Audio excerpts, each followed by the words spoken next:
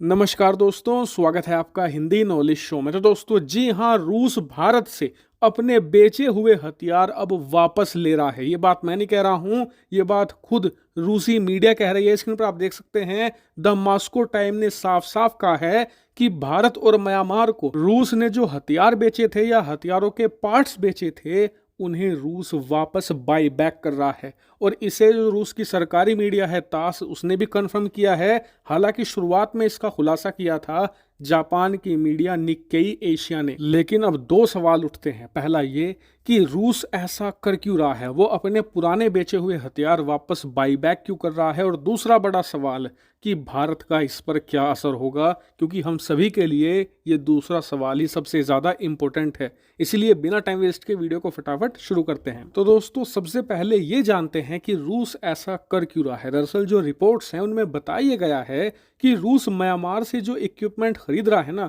वो टैंकों में लगने वाले स्पेयर पार्ट थे जिन्हें रूस ने कई साल पहले म्यांमार को दिया था। अब इन स्पेयर पार्ट को रूस वापस मंगा रहा है। वहीं भारत की बात करें तो भारत से जो रीपर्चेज हुई है वो बहुत ही कम कीमत है, लगभग 1.5 से लेकर 2 लाख डॉलर, यानी कि ऑलमोस्ट 1.5 करोड़ रुपए। और इस कीमत में रूस अपने जो नाइट विजन ग्लासेस हैं और उससे जुड़े हुए जो इक्विपमेंट है, इसके अलावा कुछ और स्पेयर पार्ट हैं, उन्हें वापस बाई बैक कर रहा है। और इनका इस्तेमाल कहाँ किया जाएगा? दरअसल बताया गया है कि यूक्रेन युद्ध में रूसी सेना का भारी मात्रा में इंफ्रास्ट्रक्चर लॉस हुआ है। उनके जो टैंक थे वो भारी मात्रा में तबाह हो चुके हैं। एक लार्ज पोर्शन रूसी सेना के टैंकों की रेजिमेंट का पूरी तरीके से तबाह हो चुका है। और इसका कारण है स्टिंगर और ज्वेलिन। दरअसल आपको याद होगा कि रूस यूक्रेन युद्ध के शुरुआती समय में ही अमेरिका और ब्रिटेन ने स्टिंगर और ज्वेलिन नाम की एंटी टैंक गाइडेड मिसाइलें दी थी, जिन्हें एक सैनिक अपने कंधे पर रखकर बड़ी आसानी से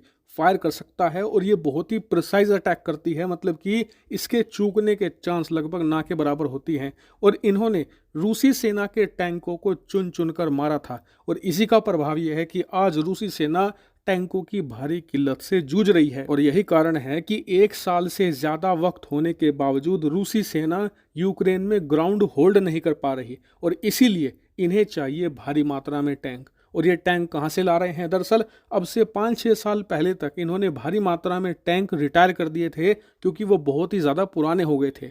अब बताया जा रहा है कि रूसी सेना उन पुराने टैंकों को रिवाइव करने की कोशिश कर रही है। और इसीलिए दुनिया भर के जिन देशों को इन्होंने टैंकों के पार्ट्स बेचे थे, उनसे ये अपने इन टैंकों के स्पेयर पार्ट वापस मंगा रहे हैं और अपने पुराने टैंकों को रिवाइव करने की कोशिश कर रहे हैं रिपेयरिंग के जरिए, ताकि उनका इस्तेमाल किया जा सके यूक्रेनी सेना के खिलाफ। तो इससे तो आप समझ गए होंगे कि रूस ऐसा कर क्यों रहा है। लेकिन अब सवाल उठता है कि इसका भारत पर क्या असर होगा। तो देखिए, इसका भारत पर 0 असर होगा, क्योंकि पहली बात तो जो रीपरचेज हुई है वो मात्र बहुत ही कम है।